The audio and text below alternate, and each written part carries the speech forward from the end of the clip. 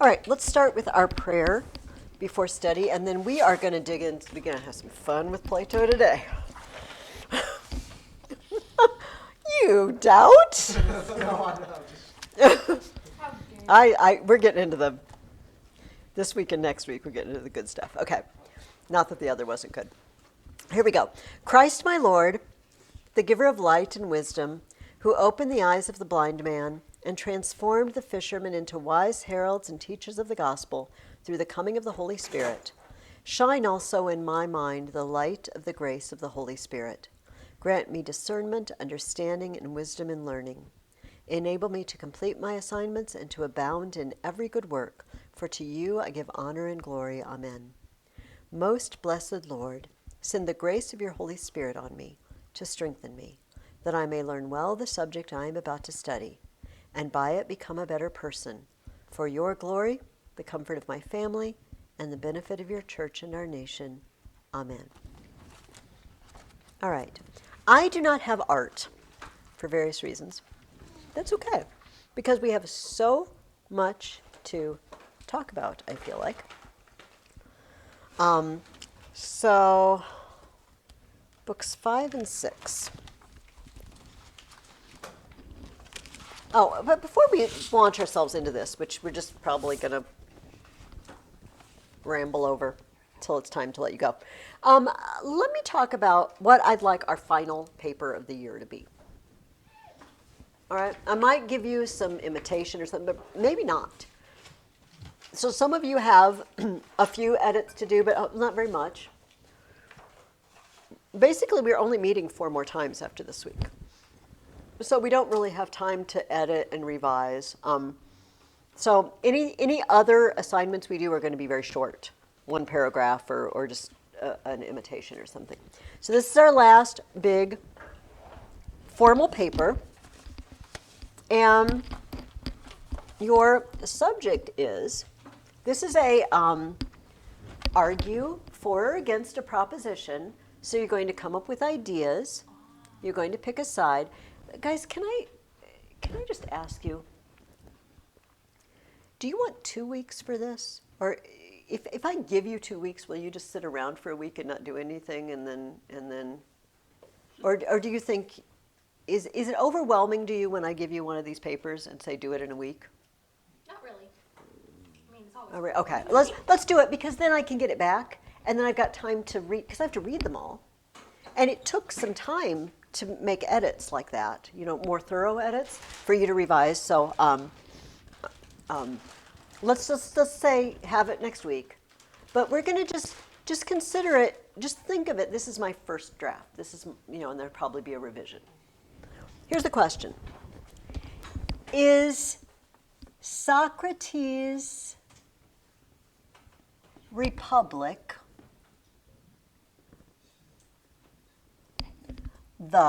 what he calls it, the best regime? This republic that he's created in words. And he claims that it is the best. That this city that they've created, which has some funky stuff going on that we're going to talk about at the beginning of our discussion about families and children and wives and husbands, I want to know if you agree or disagree. And let's follow the outline that's in the back of your reading guide, exactly with the refutation. Right? So just to remind you, this is on page 113 of your reading guide. You have a complete outline for this paper, right? So you know everything I'm looking for in each paragraph. In your refutation, I want you to refute 2 arguments. All right? And I had somebody or a couple people with the Peloponnesian War one. They did a refutation, but they only refuted 1 argument. I think it was more than 1. I don't remember who it was. I don't even remember if it was any of you. But remember, it's 2. So give opposing argument 1 and tell why that's wrong. Then give opposing argument 2 and tell why that's wrong. So you might want to start out by just brainstorming, like we've done, if that works for you, all the good and bad you can think of about his regime. Or maybe it works better for you to just, like you have a gut feeling and you pick a side and you come up with your reasons. But does anybody need help with, I mean, we've done enough of these right by now. I feel like you know what I'm looking for. I want them to have all the figures of speech that we've done, just those. You should have a list because we've made a list. You can use that list that you've written down of all the figures of speech we're using as your little checklist, right? Any other questions? Gabriel, you look like you have a question. I don't think so. I'm just thinking. Okay, that's fine. Is this like an encomium or an invectum, or is this like a full-blown It's a persuasive paper? full-blown persuasive paper. Gotcha. Following that outline. So reason, yeah. it is the best regime for these 3 reasons. Boom, boom, boom. And then go through each of your 3 reasons and refute 2 reasons for the other side and the whole thing, yes. What regime? Regime is a form of government. That is an excellent question. When she asked me to like, I don't know. Oh, okay. The best form of government. I don't know if 'Cause it he- was already mentioned and I just missed it. Oh, no. I think in this other, the translation, the Alan Bloom translation, some of you have the Gruby translation and some have the other, which is fine. But in this one, he calls it the best regime. Because I think the translation for republic, because when we read the republic, we think of a republic, right? You elect, and obviously this is not a republic. Because nobody's getting elected. You know, the gold people and the silver people, and they sprung out of the ground that way, and nobody's getting elected. So this is a translation. It's just, that's how it got translated years and years and years ago, and they just called it, in Roman times, de Republica. But Republica meant the public affairs, the government. It doesn't mean republic. Right? Republic doesn't mean republic. Like, what did Mrs. Ferguson teach you today? Republic doesn't really mean republic. It was so confusing. No, that's a good. So government. All right, if you're writing and you have trouble, just email me. And I'm not going anywhere.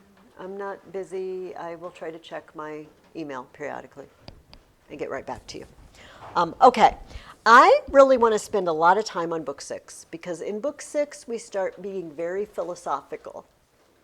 What is the good? It's like the sun. Let's draw a line. I'm like, what is going on? But book 5 is pretty self-explanatory. What's marriage going to look like in our city? It's not really going to exist. It's not really going to exist. It's going to be basically you hook up briefly for having children and then, yeah.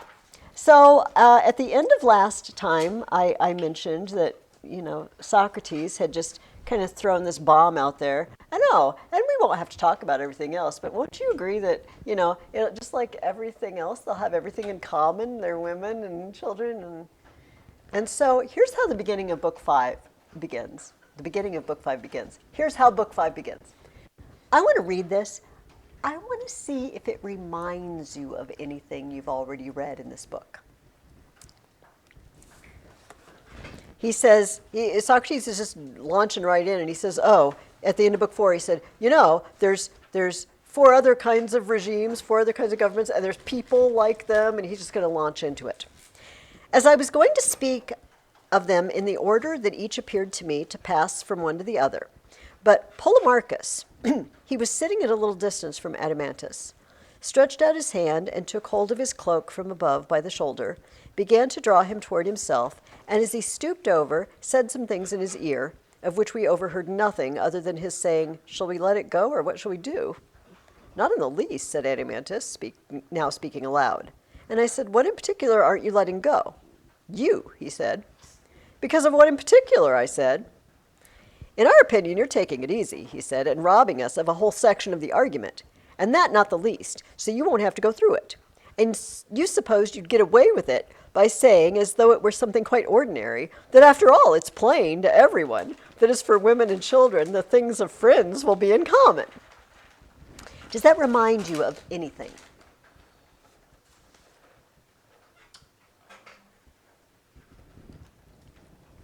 From like within the book?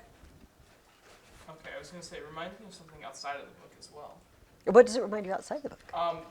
The Soviet Union kind of had some stuff like that. It's kind of more communist in nature, where, like, I'm not sure it was ever happened, but they definitely talked about that. Okay. Like, having everyone in common, so. Well, in this case, I don't mean the having in common sounds familiar. I mean what just happened. Listen to this. Catching sight of us from afar as we were pressing homewards, Polemarchus, the son of Cephalus, ordered his slave boy to run after us and order us to wait for him. The boy took hold of my cloak from behind and said, Polemarchus orders you to wait. And I turned around and asked him where his master was. He's coming up behind. Just wait. Of course we'll wait. And then he says, well, I guess you two are hurrying away to get to town. Well, then either prove stronger than these men or stay here. Isn't there another possibility, I said, our persuading you that you must let us go? Could you really persuade, he said, if we don't listen? There's no way, said Glaucon. Okay, remember that, and then listen to this again. As I was going to speak of them in order, Polemarchus stretched out his hand and took hold of his cloak from above at the shoulder and began to draw him to himself and said, shall we let it go, or what shall we do? What aren't you letting go? I said. You, he said. At the very beginning of this book, Socrates is heading home from the Piraeus. And Polemarchus says, orders his slave, grab him by the cloak, says, we're not going to let you go. Stay here with us. And now he's launching off into his talk, and Polemarchus, this time he grabs Adeimantus's cloak. We're not going to let you go. Yeah, the fridge has been doing that all morning. It's draining and into the hole in the corner. I don't think it should be doing this that long. Anyway, after we're done here, I'm going to look into it. And Father is still upstairs. Do you see the similarity? Socrates is going about his business, and someone says, wait, hold on. I'm not letting you go. And so here he says, in our opinion, you're taking it easy. You just don't want to flesh out this argument for us. You're being lazy, but we are going to make you explain this to us. Just like he said at the beginning, we're going to make you stay and talk to us. It's almost like the book is starting over again. We're making a new start. Socrates was going on his way. I said, come back, Socrates. We're not done with you. And the thing they're not done with is this whole having women in common. So let's just go over this rapidly.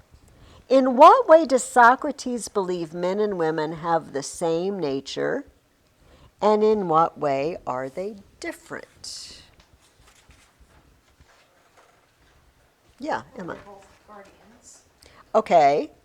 We've already said that they're going to have the same training if they're guardians, right? But are men and women exactly the same? No. Does Socrates think men and women are exactly the same? No, he doesn't. He says that obviously, men have more physical strength on average than women. But he brings up this. It's permissible, as it seems, for us to ask ourselves whether the nature of the bald and the long-haired is the same or opposite. You have a bald man and a man with lots of hair. And when we agree that it's opposite, if bald men are shoemakers, we won't let the long-haired ones be shoemakers. Or if the long-haired ones are, then the others can't be. Does this make sense? Because remember, everybody follows the job that they're made for, and they have a nature suited for. So he says, okay, so let's think about this. One guy's bald and one guy has long hair. If that affects your nature, then obviously if one of them is a shoemaker, the other one can't be a shoemaker because that's not his nature. That, he said, would certainly be ridiculous. Is it, I said, ridiculous for any other reason than that we didn't refer to every sense of same and different nature, but we're guarding only that form of otherness and likeness which applies to the pursuits themselves? In other words, are men better by nature at being wise than women? They say no.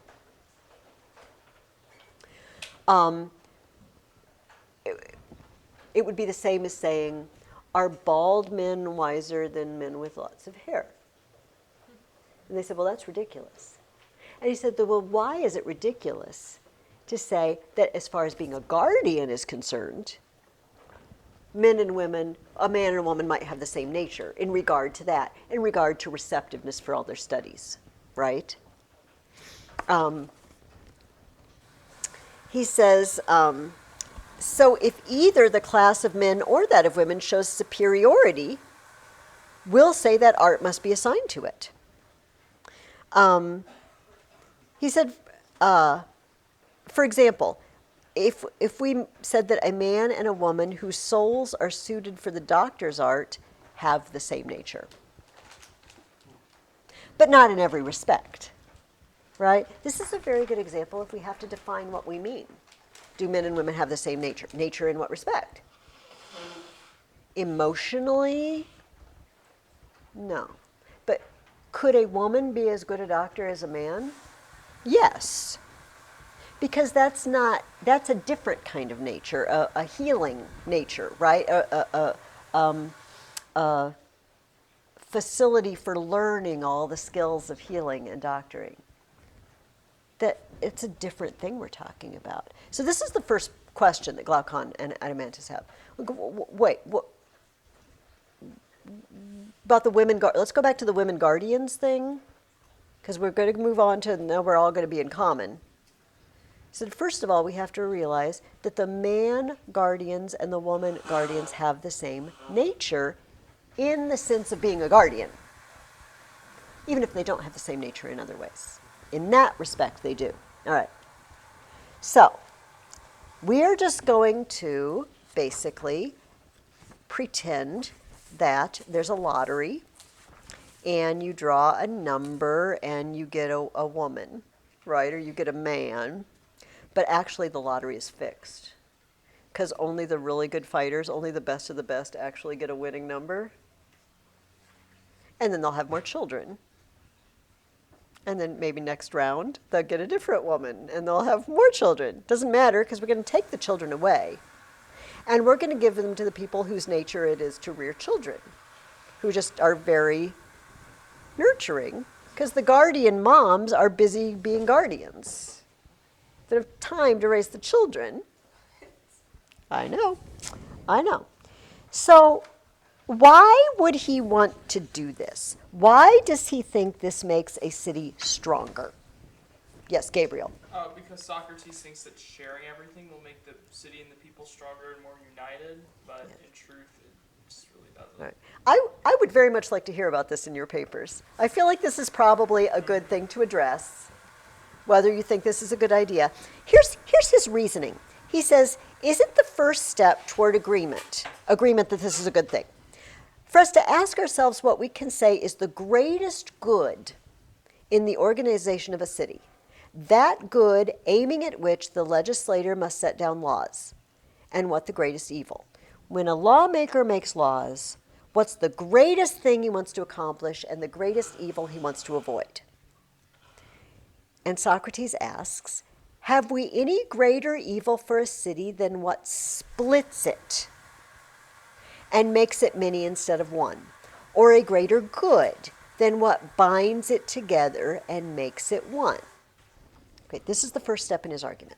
Let's just stop here. What do you think of that? Do you think the greatest good for a community, for a city, a state, a country, is to be united and not be split into factions? Would we follow him that far? Yeah, I would say so. Depends. Yeah, it does depend, but yeah. I mean, we don't limit like freedom in your ways of life. Okay. So, Let's say. no, I like where you're going, Emma. You get my gist. Like, people are different. We can't force people to be the same in that sense of united. But, I mean, if we can all agree on something for the greater good of the community and, like, all be best friends, then, That would be better than fighting with each other. All right. yeah, 100%. I have a sibling. So we have to we have to decide whether or not what we're giving up is less important than what we're gaining. So he's assuming that in every case what you give up in autonomy, if it leads to unity, is not as important as what you get. We might want to take him aside and say, Socrates, we need to know a little bit more about this. Now, in the book, Glaucon and Adeimantus are just on board. Yes. Yes. I agree that's the greatest good, to be united. We are the United States of America, right? But sometimes we're not very united. We've often been so ununited, one half of us fought the other half of us for 4 years, so. I need to go to school. And that was not good. Okay. So they go that far with him. It sounds like we are willing to entertain the notion, but we'd like to hear more about the specific circumstances. We know the circumstances. We're going to share wives and children. That's what we're going to give up. The private nuclear family, right? Okay. So he says, doesn't the community of pleasure and pain bind it together, when to the greatest extent possible all the citizens rejoice and are pained at the same comings into beings and perishing? In other words, the same things make us happy and the same things upset all of us. That makes us united. Sure, people, if you really think it's a great thing that it's raining outside, and I think it's a terrible thing, well, now we're separated. But if we can agree that rain is a good thing or that rain is a bad thing, that we're united. The same thing rejoices us or pains us. Right? I'm willing to follow him there. But the privacy of such things dissolves it, when some are overwhelmed and others overjoyed by the same things happening to the city and those within the city. All right, so he says, if the same things making you happy makes you united, then different things making you happy splits you apart. Doesn't that sort of thing happen when they don't utter such phrases as my own and not my own at the same time in the city? And similarly with respect to somebody else's. All right, he shifted it a little bit. He just a little tiny bit shifted the ground. He said, the same things making you happy and making you sad unites us. Now he's saying mine, like those seagulls in Finding Nemo. Mine? Oh my gosh. Mine? This song. Yes. Great show. Splits us apart. Because everybody, mine. And Is that the same thing as rejoicing over the same thing? Oh, fuck. I think Socrates is being a little shifty on us. Or Plato, as the case may be. Is then that city in which most say my own and not my own about the same thing, and in the same way the best governed city? That's how we get there. So if we say my children about the same people, I know. And how do we know my children? Everybody so you have one of these lotteries, and everybody born like 9 or 10 months later is my children, and they call you father or mother because they don't know who it is, because remember they took them away and put them in the nursery. You don't know which one was yours. That's terrifying. So, with everyone he happens to meet, he'll hold that he's meeting a brother, a sister, or a father, or a mother, or a son, or a daughter, or their descendants or ancestors. Everybody is your relative because you don't know who your relatives are. That would be good. Do we follow his line of thought? I believe so. Okay, maybe, do we like his line of thought? This is very different. This is very different. I would very much like to hear what you have to say in your paper about this community of children. Yeah, that's how we're going to run it. That's how we're running it. So, speaking of faction, how does Socrates feel about the way Greeks were currently treating each other? And remember, Plato's writing this much later, but it's set during the Peloponnesian War. Emma. I'm not sure he likes it very much. Doesn't seem to like it very much at all. Does anybody want to add to that? Gabriel. Like all the factions it was creating and the destruction of their own homeland. We're all Greeks. So he says this.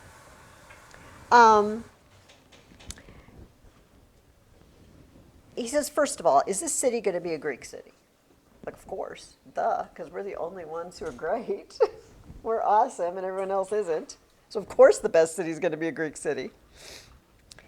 And he says, well, then should we behave like the Greeks do now?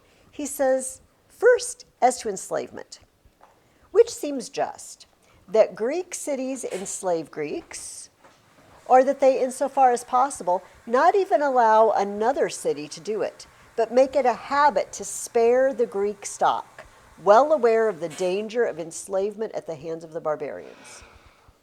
Sparing them, he said, is wholly and entirely superior. We don't enslave fellow Greeks, conquered in any way.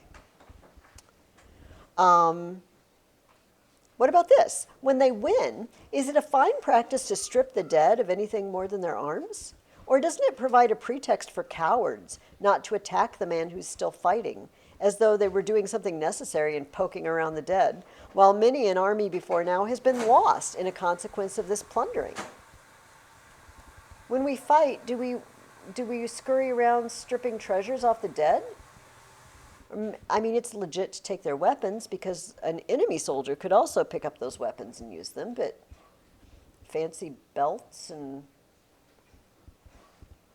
Doesn't it seem illiberal and greedy to plunder a corpse? And the mark of a small womanish mind to hold the enemy to be the body of the dead enemy who's flown away and left behind that with which he fought? He says, and surely we surely won't bring the arms to the temples as offerings, especially those of Greeks, if we care at all about the goodwill of the other Greeks. Remember how many times in Thucydides they devoted all the weapons to the... Rather, we'll be afraid it would be a defilement to bring such things from our kin to a temple, unless, of course, the god should say otherwise. He says, then when Greeks fight with barbarians, and barbarians with Greeks, we'll assert that they are at war and are enemies by nature, and this hatred must be called war. While when Greeks do any such thing to Greeks, we'll say that they are by nature friends. But in this case, Greece is sick and factious, and this kind of hatred must be called faction. And then he says this, it seems to be moderate for the victors to take away the harvest of the vanquished, and to have the frame of mind of men who will be reconciled and will not always be at war. Think back at some of the terrible atrocities that were done in our account of the Peloponnesian War that we read. 2 other Greeks. And Plato is looking back. Now, Plato was a very young man towards the end of the war. The war was over in 404, and Socrates died in 399. Socrates only outlived the war by 5 years.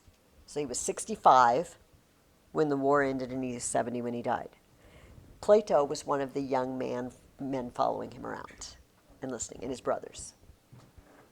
So he was a very young man. He didn't see all of the war, but he's remembering now. He's older and he's remembering.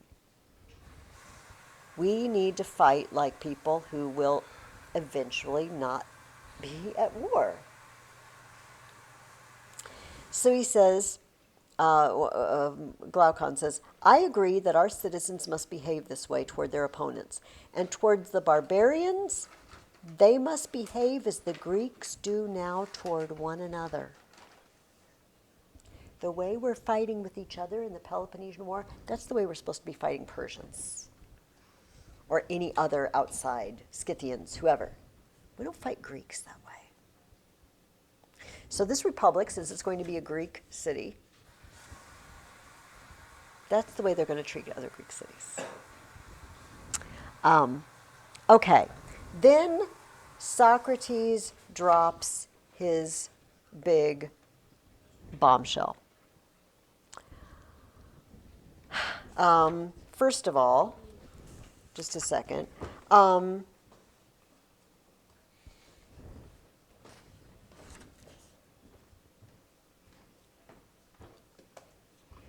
They ask him, I can't find it, which city today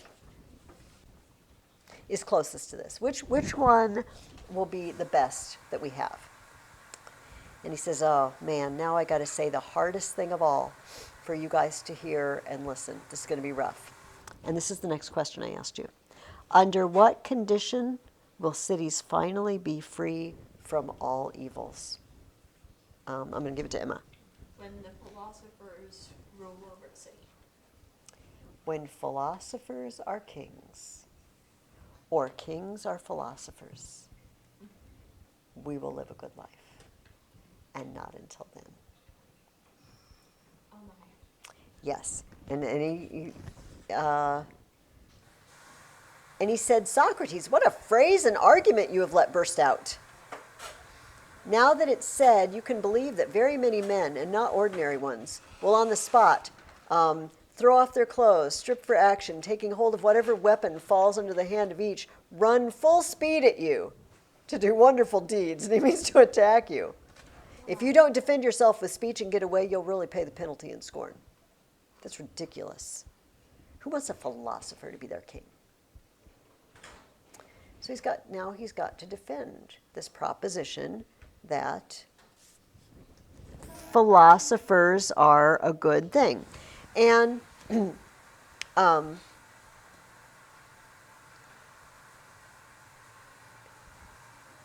he says, in my opinion, Socrates says, if we are somehow going to get away from the men you speak of, the men who want to attack him and say you're full of baloney, to distinguish for them whom we mean when we dare to assert that philosophers must rule. So what is a philosopher? What do I mean when I say philosophers need to be kings? He leads them through this line of thought. He says, affirm or deny this. When we say that a man is a desirer of something, will we say he desires all of it, or just one part or another part? If he's a desirer of reading, then he just voraciously reads everything he can get his hands on. And they said, all. They agree. If a desirer of something is a desirer of all of it. Won't we also assert that a philosopher is a desirer of wisdom, not of one part or another, but all of it? True. Then somebody who's finicky about his learning, I don't want to learn that. I'll learn this, but I don't want to learn that. That's boring. He's not a lover of learning, or else he'd love all learning. Say, okay. Then the one who is willing to taste every kind of learning with gusto, and who approaches learning with delight and is insatiable, we shall justly assert to be a philosopher, won't we? And Glaucon said, then you'll have many strange ones, for all the lovers of sights are, in my opinion, what they are because they enjoy learning. Lovers of sights. They like to just, like tourists, or, like they want to go check something out. Well, let's go check this out. Let's go check that out. And the lovers of hearing would be some of the strangest to include among philosophers, those who would never be willing to go voluntarily to a discussion and such occupations, but who, just as though they hired their ears out for hearing, run around to every chorus, missing none in the cities and the villages. Will we say that these men and other learners of such things and the petty arts are philosophers? Just because you like to run around and check things out, are you a philosopher? Not at all, I said, but they are like philosophers. Who do you say are the true ones, he said. The lovers of the sight of the truth, I said. And that's right, he said, but how do you mean it? It wouldn't be at all easy to tell someone else, but you, I suppose, will grant me this. And so he now goes into what is the difference between people who just run around and check things out and who really want to learn. Aren't they learning things? Let me see if I want to ask you the next question. Did you have trouble with that last question on that page? I got the first answer pretty well. The second answer, I feel like it's all right. But Okay. that's what I got. Okay, Gabriel, give us the first answer. How is recognizing beautiful things different from recognizing the beautiful? Which is knowledge and which is opinion. Which is knowledge. That's the question. So does anybody have the how? You know what? Let me read out of this first, and then we'll answer them. Okay. Is there a man? I'm sorry. Is the man who holds that there are fair things, beautiful things, exist, but doesn't hold that there is beauty itself, and who, if someone leads him to the knowledge of it, isn't able to follow? Is he, in your opinion, living in a dream, or is he awake? Consider it. Doesn't dreaming, whether one is asleep or awake, consist in believing a likeness of something to be not a likeness, but rather the thing to which it is like? Let's stop. The flowery meadow is beautiful. The mountain is beautiful. The sunset was beautiful. The diamond necklace was beautiful. What's the difference between that and using the word beauty? What's the difference between beautiful and beauty? Yeah, Emma. The beautiful is understanding the bigger picture of what beauty is. Not looking at something and saying it looks beautiful. Yes. Yes. So we have two different kinds of words. Beauty is a noun. Beauty is a thing. Beautiful is an adjective. And we can apply it to many things. Along ugly, I mean, it's opposite. But beauty is a thing. And something is beautiful because it has beauty. Does that make sense? So this is this is the first step in following Socrates. That seeing beautiful things, these lover of sights, right? Oh, I want to look at that. It's so beautiful. It's so beautiful. And if you went to one of them, says Socrates, and you said, but what is beauty? Okay, think about Euthyphro. Euthyphro, what is piety? And well, what I'm doing right now. No. You gave me a pious thing. What is piety? You're doing a holy thing, adjective. What is holiness? Noun. What is it that all of them have that make them fall under that heading? And Socrates says, look, these people running around, gaping and gawking at everything because it's pretty or it's pleasing, they're clueless because they haven't, like we said, they haven't seen what's behind it. They haven't dug down deeper to understand the essence of why all these things fall under the umbrella of beautiful. Does that sort of make sense? Oh, yes. All right? Because, we have water, and we have then what it is to be water. Right? Those are two separate things, in all the things we would define water as. Maybe it's H2O, maybe it's a liquid. Or I just, is the water pretty? Or this, but what is it to be water? Okay. But he says, what is it to be beautiful? Okay. So let's keep following him. All right. Wouldn't we be right in saying that this man's thought, because he knows, he knows what beauty is knowledge. While the other's is opinion, because he opines. We don't use that. Yeah, we don't use that word very often. To opine is to have an opinion. To think is to have a thought. To know is to have knowledge. To opine is to have an opinion. Wow. I know. I love that word. We should start using that word. Yes. I opine. It's a fine Latin word, opinor. It's a deponent verb, by the way. So what if the man of whom we say that he opines but doesn't know gets harsh with us and disputes the truth of what we say? Will we have some way to soothe and gently persuade him while hiding from him that he's not healthy? Ooh, that he's not healthy. Because he doesn't have knowledge. He just has an opinion. But he doesn't have a reason for his opinion. He doesn't have true knowledge. Well, surely have a way at least, he said. He says, well, what are we going to say to him? He says, okay, knowledge is knowledge of what is knowable. No problem there. And if something is, it is knowable. If something is not, entirely is not, it's not knowable.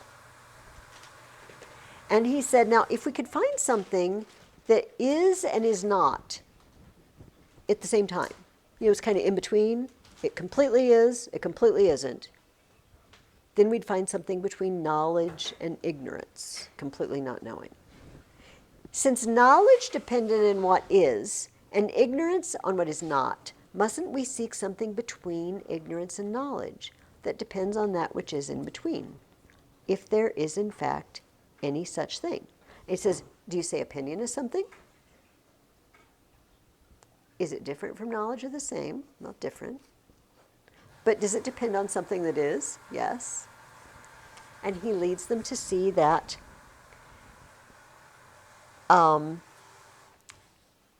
knowledge and opinion somewhere in between knowledge and ignorance.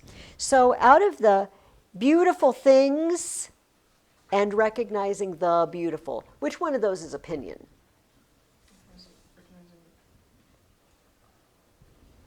One of those is knowledge and one of those is opinion. Understanding the beautiful and understanding beautiful things. Which one's opinion? Understanding beautiful things. Understanding beautiful things. These lovers of sights, they have opinion. They don't have knowledge. Because knowledge is a deep understanding of the beautiful itself. What is the beautiful itself? Socrates is a little sketchy on that. But do you see the difference that he's making? This is kind of important as the basement of what he's going to build on here in the next couple of books. But does that make, does it make general sense? It does now. Okay, awesome. So, and the true philosopher pursues knowledge. So this is why those lovers of sights that run around to every, spectacle, they just are feeding on the individual things that are pleasing to them, but they don't understand what the thing is in itself. You're going to, because we're going to read the next two books next time, 7 and 8, and you're going to find out a lot more about how Plato, through Socrates, feels about these things. Okay. So he says, he ends book 5 by saying, they opine all these things, but they know nothing of what they opine. They are not philosophers. All right. But there's another problem here. Not only the fact that seems like a difficult task, to deeply understand the essence or nature of what something is. But there's also the fact that philosophers don't have a very good reputation.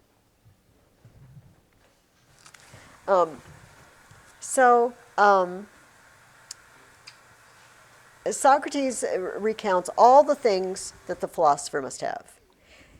They're in love with learning. They love all of it. They don't have any taste for falsehood. They forsake the pleasures that come through the body because they're only concerned with understanding. He goes through all this list, and Adeimantus said, Socrates, no one could contradict you in this. Oh, could you guys answer this question first, and then I'll read the paragraph. What do most people think philosophers are like, according to Adeimantus? Cranks and like mean. Yeah, either cranks or vicious. Here's how he says it. They believe that because of inexperience at questioning and answering, oh, I like this. This is how people feel when they talk to Socrates. They are at each question misled a little by the argument. And when the littles are collected at the end of the arguments, the slip turns out to be great and contrary to the first assertions. Socrates, there are people who feel like when they talk to you, you shift the ground little by little by little, and suddenly they're admitting things they didn't really mean to admit.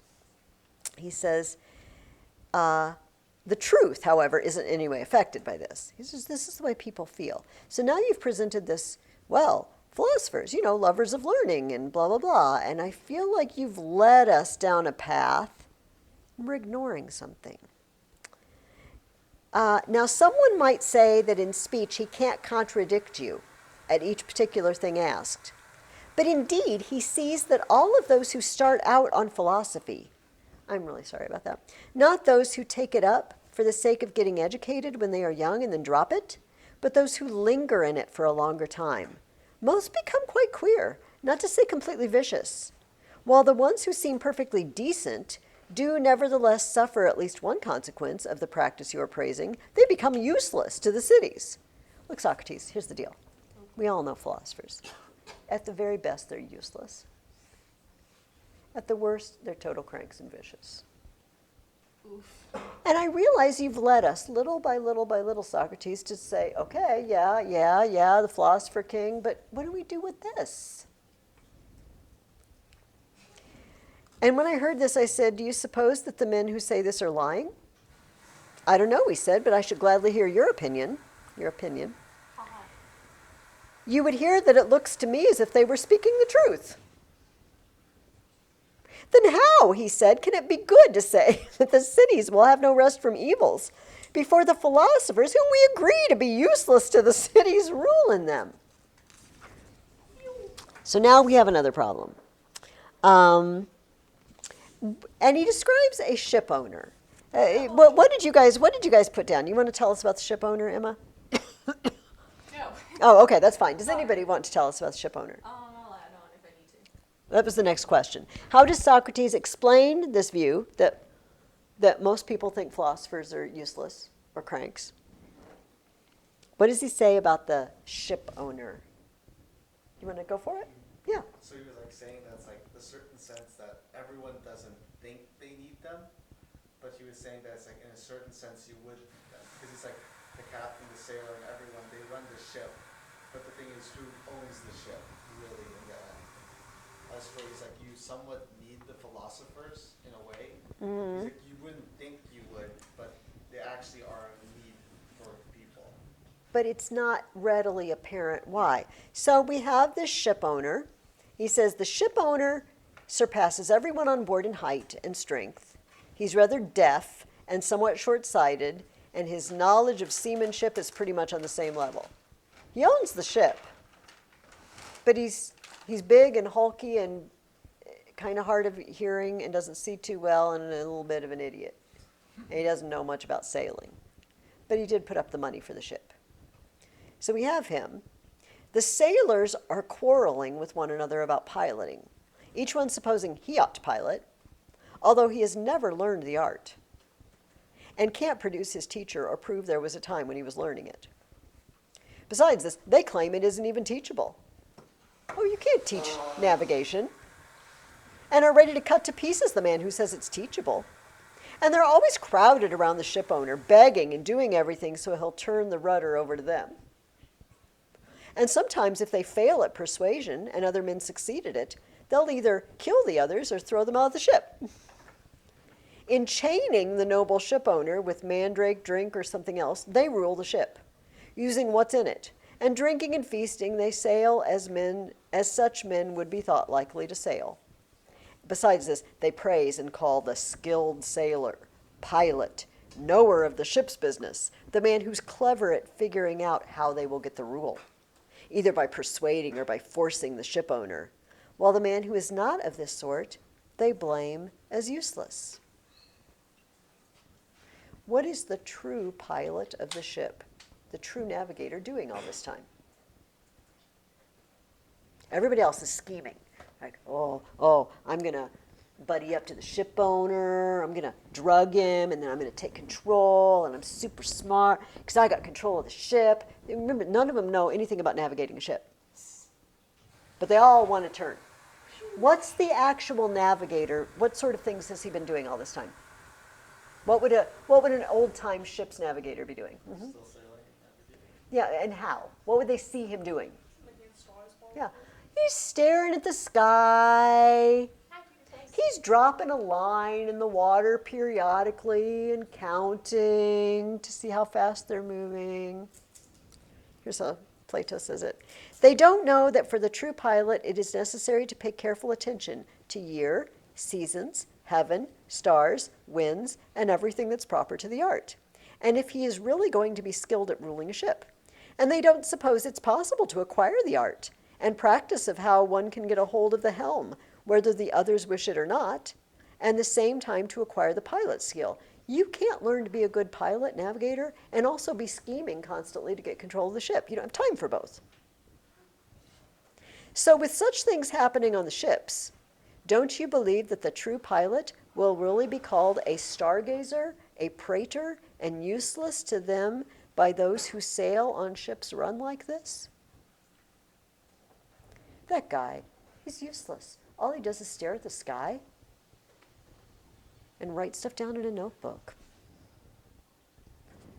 We're the smart ones. We know how to buddy up to the ship's owner and get control of the rudder, and we make everybody obey us. That guy, what a loser. But he's the only one who knows how to do it. He's the only one who knows where they're going. And they all think he's useless. So is his analogy pretty obvious to you? The ship is a state. And all of these people are crowding around whoever's ruling in the state and trying to get a good office, to get control, be a lawmaker. And none of them know where they're going. None of them know how to do it. And some of them even say it can't be taught. Well, the guy who really understands, right, who knows what is. He doesn't know about this government. He knows about what is government. What is the essence of law? Not what are laws. What is the law? What is the beautiful? He's like, what a loser. Because he doesn't crowd around and try to get the best place. And everybody thinks he's useless. So that covers his, why do people think philosophers are useless? Because the vast majority of people have no idea what they're thinking or what they're doing or what they're looking at when they study philosophy. But they're actually the ones who really know the truth. Does that make sense? Okay. So that covers the useless. But he said they also have the reputation of becoming vicious. Downright, I mean, weird at best, but vicious and mean at worst. So he says, by far the greatest and most powerful slander comes to philosophy from those who claim to practice such things. Those about whom you say philosophy's accuser asserts that most of these who go to it are completely vicious and the most decent useless. He says, haven't we gone through the uselessness? Yes, we have. Let's talk about the vicious. He says, let's begin by reminding ourselves at the point at which we started our description of this kind of nature. First, if it's the philosophic nature. First, if it's present to your mind, truth guided him. And he had to pursue it entirely and in every way, or else be a boaster who in no way partakes of true philosophy. So, won't we say that it is the nature of the real lover of learning to strive for what is? And he does not tarry by each of the things opined to be, but goes forward and does not lose the keenness of his passionate love or cease from it. Okay. Then he goes on. Will this person care for falsehood or lies? No, he'll hate it. Would he care for evils? No. So you have this nature. They hate falsehood and they love learning.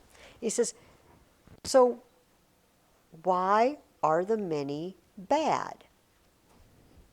First, I suppose it is reasonable that the best nature comes off worse than an ordinary one from an inappropriate rearing.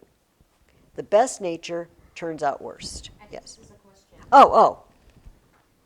Oh, yes. Go ahead. You want to answer it?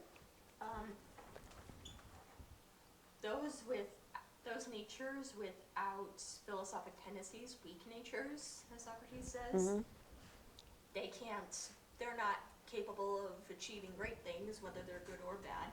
But the people with the best rearings, if they get super bad instructions, they're more likely to follow them. Yeah. So we see, I mean, it's easy to see examples. It might sound like, what? But think about it. Someone who's super duper strong. They work out, they're a bodybuilder, they're a weightlifter. I don't know, they can bench press 500 pounds. They're amazing. And then next to him, put a guy who's just very average. If one of them wants to do something great, like carry people out of a burning building, which one's going to do it better? Probably the first guy. If one of them wants to inflict a lot of damage on a lot of people really fast, which one's going to be better at it? The same guy. He has the power to do something really good with his strength, but that same strength, channeled another way, can do a lot more harm than the average guy. Great power comes great responsibility. Yes. So this is why we have like, what is it, Gru in the Despicable Me? Like the evil genius, right? Why are they always evil geniuses? Because the genius, when it goes bad, he's not much of a genius, but you know, when genius goes bad, it can go really, really bad. When the person of average intelligence, how much bad are they going to be able to do? Right? But the person who's brilliant, when they go bad, this is why, if you're familiar with Sherlock Holmes, his arch nemesis Moriarty is brilliant. He's an evil genius. He's the only one who's a proper opponent to Sherlock Holmes, who's also brilliant. But someone of average intelligence is not going to do much harm. So this is what he's saying here. He's saying, and Emma said it very well, someone with that beautiful, beautiful nature, if it is rerouted, can go really, really bad. Whereas someone who's very average is going to be averagely good and averagely bad. So let's take a hypothetical. So one of this specimen, he's been through the Guardian training, but he's not living in our city, because what he's going to describe couldn't happen in their city, because their city's perfect, you know. You gave the look. So he says, so you're living in a normal city, not the perfect city.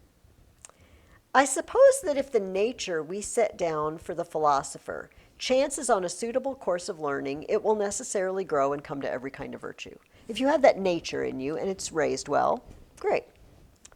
But if it isn't sown, planted, and nourished in what's suitable, it will come to all the opposite, unless one of the gods chances to assist it. Or do you too believe, as do the many, that certain young men are corrupted by sophists, and that there are certain sophists who in private capacity corrupt to an extent worth mentioning? Oh, do you guys, like Glaucon, Adamantus, do you believe there are sophists? There are these guys going around and they're corrupting the youth. Remember what the charge against Socrates was? Corrupting. He's running around corrupting the youth. Do you think it's these individual teachers go around corrupting the youth? Isn't it rather the very men who say this, who are the biggest sophists, who educate most perfectly, and who turn out young and old men and women just the way they want them to be? But when do they do that? He said. When, I said, many gathered together sit down in assemblies, courts, theaters, army camps, or any other common meeting of a multitude, and with a great deal of uproar, blame some of the things said or done, and praise others, both in excess, shouting and clapping, and besides, the rocks and the very place surrounding them echo and redouble the uproar of blame and praise. Now, in such circumstances, as the saying goes, what do you suppose is the state of the young man's heart? Or what kind of private education will hold out for him and not be swept away by such blame and praise, and go borne by the flood wherever it tends, so that he'll say the same things are noble and base as they do, practice what they practice, and be such as they are? Is it private teachers that make these philosophic natures bad, or is it when they all go to the movie theater? And it's and they're just, I don't know, shooting people everywhere. Everybody's sleeping with everybody else's, and they're like, yeah, this is a great movie. That was so funny. And the young man here's like, yeah, that was so funny. Or they go to a concert, and whether we had to talk about whether the music itself is vile or there's the lyrics, and everybody's like, yeah, this is awesome. He's looking around like, yeah, this is awesome. Who is it making the young men bad, according to Socrates? People around him, his community. The people with whom he lives that have no clue what's good or bad. And he just gets swept his way. He's like, what young nature can hold out and gets being swept away by the community? And he'll blame and praise the same things they do. Wow. I mean, this is our society, right? It's very hard to hold your ground when everyone around you is praising things that are vile. Oh, And everyone around you is blaming things that are actually praiseworthy and very good. So he says this is the first step. You have this nature, and of course, has the potential to go really bad because it's really good.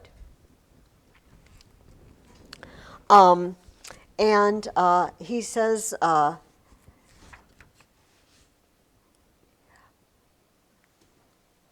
won't such a one be first among all in everything, straight from the beginning, especially if his body naturally matches his soul? Then I suppose kinsmen and fellow citizens will surely want to make use of him when he's older for their own affairs. He's very talented. Therefore, they will lie at his feet begging and honoring him, taking possession of and flattering beforehand the power that is going to be his. Oh, I know this guy's going to be something good. Hey, buddy, you help me, I'll help you. You're great. You're just wonderful. No one's ever been as good as you. Now, at this point, I will tell you what you would have no way of knowing without me telling you. It's Alcibiades. Socrates was a friend of Alcibiades. He saw great potential in Alcibiades. Yes, that Alcibiades. Alcibiades was a great disappointment to Socrates. That's what happened to him. Everybody fawning on him and begging him and getting power, and he learns to jockey for power. He learns what pleases the multitude. But then he said himself, this is recounted in one of the other dialogues. He's Alcibiades' character in several of the Platonic dialogues. And he's like, I don't know what happens. He says, when I'm with Socrates, everything gets swept away. And I'm just enchanted. And I want it. And then I leave him, and I just go back to my old ways. I can't maintain it when he's not with me. It's Alcibiades. who did some pretty crazy bad things because he had a lot of potential. Okay. All right, we only have 15 minutes for the line. Okay. So he says, all of these things that we have been talking about, these are wonderful things, but there's something even better. There's a greater study than all of them. And they said, wow, if it's greater than all of these things, it must be pretty awesome. And he says, well, we've already mentioned it. You have many times heard that the idea of the good is the greatest study, and that it's by availing oneself of it, along with just things and the rest, that they become useful and beneficial. What does this philosopher really need to know? The good. What is the essence of goodness? And so they said, well, can you tell us what the good is, Socrates? If that's the thing we need to know, what is the good? He said, no, I can't tell you. Because he's spending his whole life trying to find it. You know what I mean? Trying to dig into it. He says, but I am willing to tell you what looks like a child of the good. And here's the next question. How is the good like the sun? Is that hard? And we don't know. Yeah, I Gabriel. thought I found a pretty good definition. Okay. Because without the light of good, you can't see truth. In the same way, without sunlight, we can't see anything. Yes. What he said. Yes. That very well done, Gabriel. This is exactly. He says, what provides the truth to the things known and gives the power to the one who knows is the idea of the good. So this is crazy, and now our minds start. I know. If you are in a completely dark room and you can't see anything, we know this is not earth-shattering news. What did you learn today? Mrs. Ferguson says you can't see in the dark. Wow. I did test. I can see fine in the dirt. If you have noticed, another thing though, when it's twilight, you can't see colors. Have you ever noticed this? Yeah, I mean, you can see the sunset colors, but look around when the sun's going down and everything gets dim, and go out and try to look at houses or trees or flowers and discern what color they are. And it gets harder. You can still see them. It's not pitch dark, but there's not enough light to see color. It has to do with the rods and the cones in your eyes, but they're, the receptors. It's hard to not discern that if you don't already know what color they are. Yes. But if you were just put into a strange neighborhood, you might not be able to totally discern exactly what colors the houses are and things. If it's not doing this tonight, sometime when it's not rain, you're not standing in the rain, go. But even on a rainy day, have you ever noticed that on a rainy day we say everything looks gray and dreary? Well, the sky does. You can see color, and this is not a very good day for it because, we don't have a lot of color outside, right? Because it's not really full out spring yet. And he's saying we have to have light or we can't see color. We have to know the good or we can't see truth. Now, what this good is unclear. But he says there are levels of knowing. There are levels of understanding, and I promised you, and we only have like 10 minutes left, but we're going to do this line together, okay? Let's draw the line. I'm going to follow his instructions, and I'm going to draw it here, and maybe ask you guys for some input. I am going to, in this book, it's on... Oh my, thunder.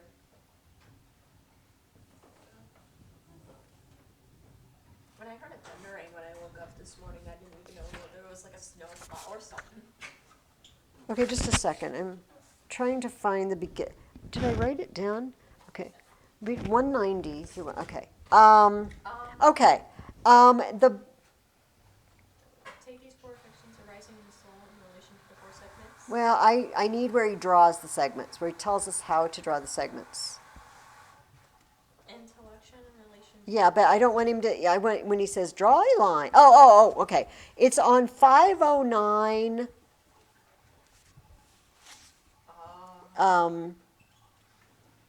okay, 509 D and E. It's on page 190 in this book, or just look at 509 D. Right? And he says,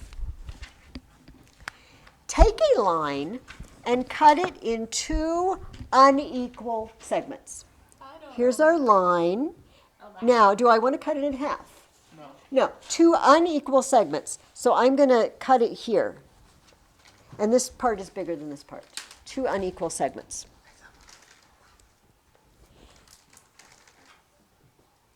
One for the class that is seen, and the other for the class that is intellected.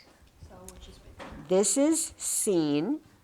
He doesn't say, but this is intellected. Now, I spelled wrong. let's just stop there. We know what seen means. It means seen. Doesn't mean something else for him. What does intellected mean? If So intellect is like knowledge. knowledge, okay. So it's things that are understandable. Right? Things that are understood. So there are things that are seen and things that are understood. Does that make sense? Yeah. All right. What does he say Story of next? my All right.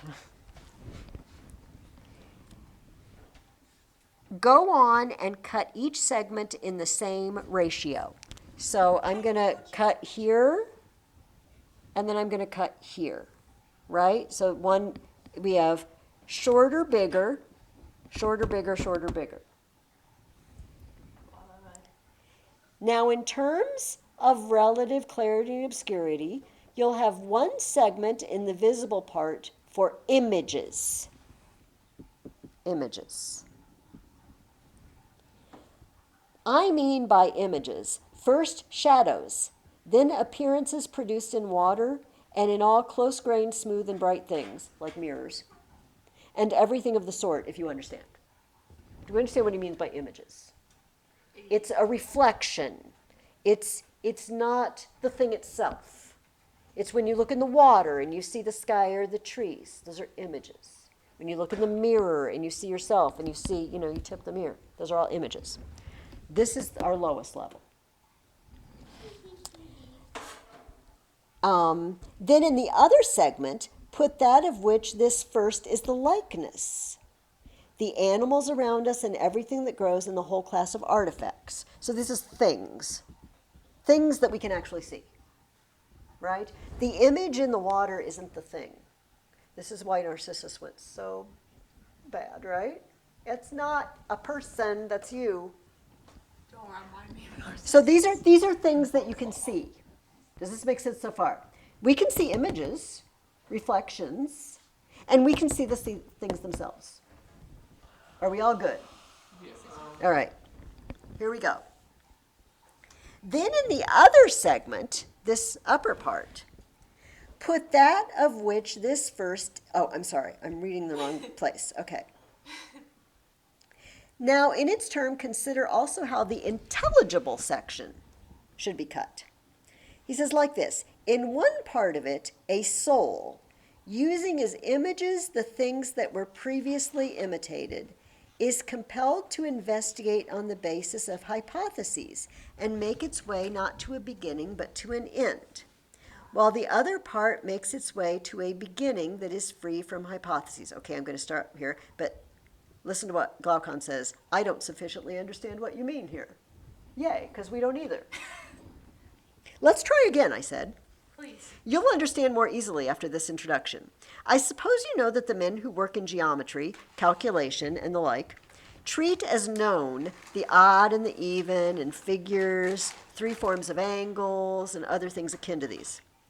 These things they make hypotheses and don't think it worthwhile to give any further account of them to themselves or others.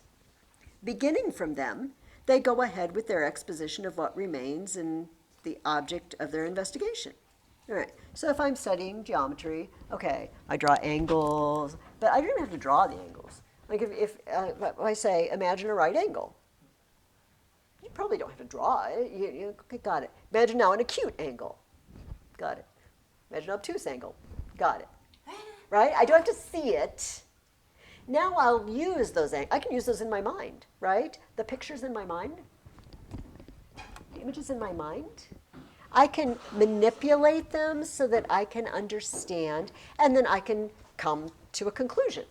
I start from hypotheses. If I have two right angles, and I put them together, they would form a straight line, 180 degrees. I can do all that in my head. But I'm not doing, I'm using images. We got that? That's what he means, okay? He says,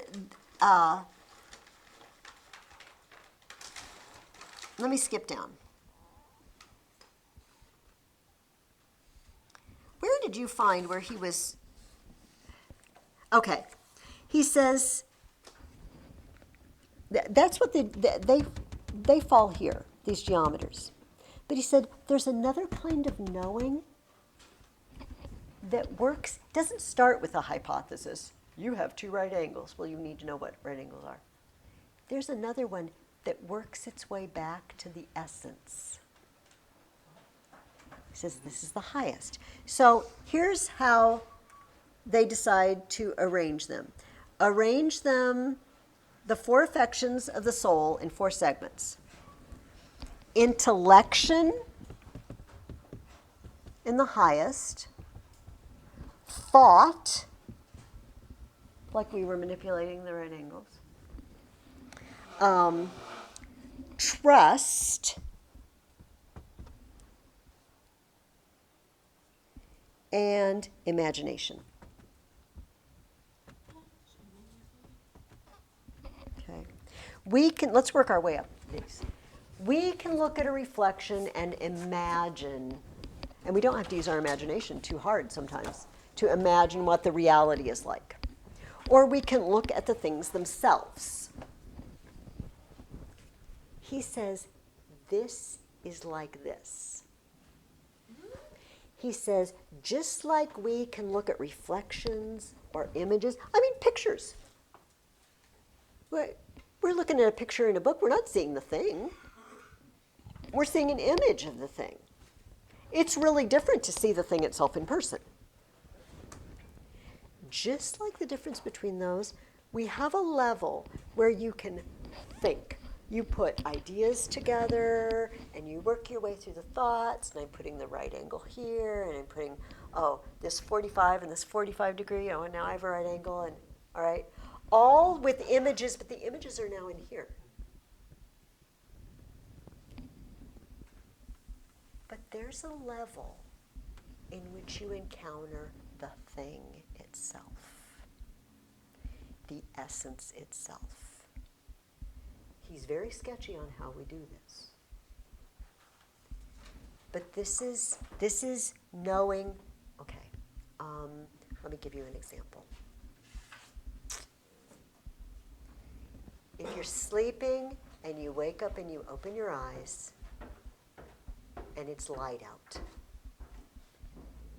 do you have to think very hard? Do you have to work through a series of propositions to figure out that it's daytime? You just know. It's that sort of thing. You just know. This is his highest realm.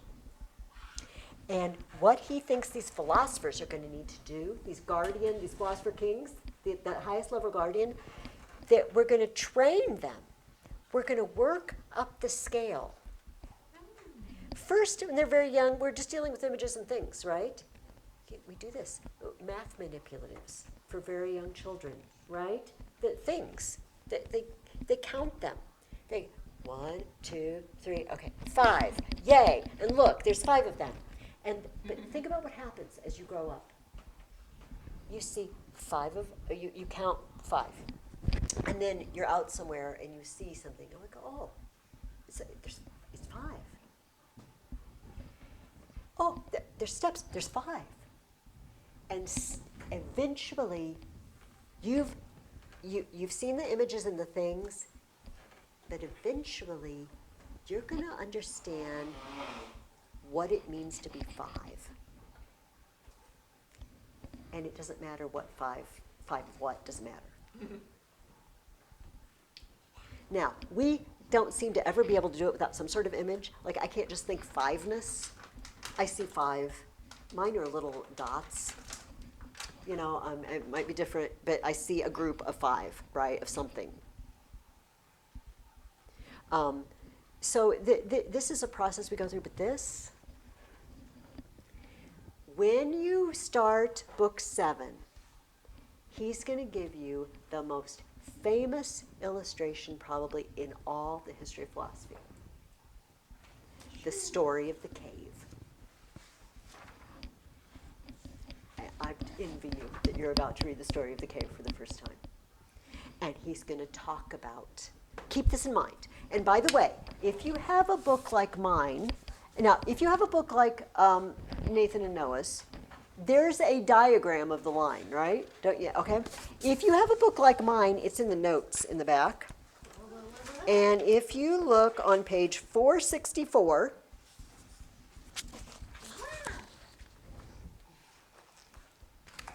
you will see the Greek words he uses for them. He calls them the mathematical objects of thought. Guys, mathematica means things that can be understood.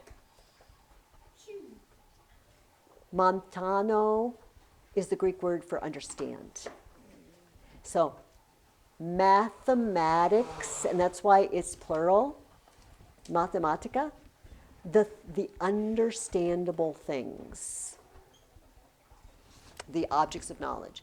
But then we have the forms at the top. We'll talk more about that.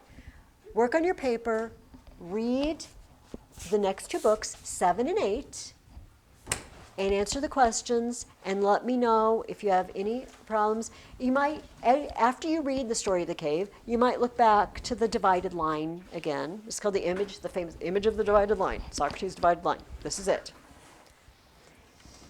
It's very hard to understand what he means by this. We're going to talk more about this next week. So let's just be comfortable just not totally understanding what he means by that right now. Do you have something for me, Preston? Thank you. Oh, no, that was a good sending. My receiving was bad. All right, I will let you guys go.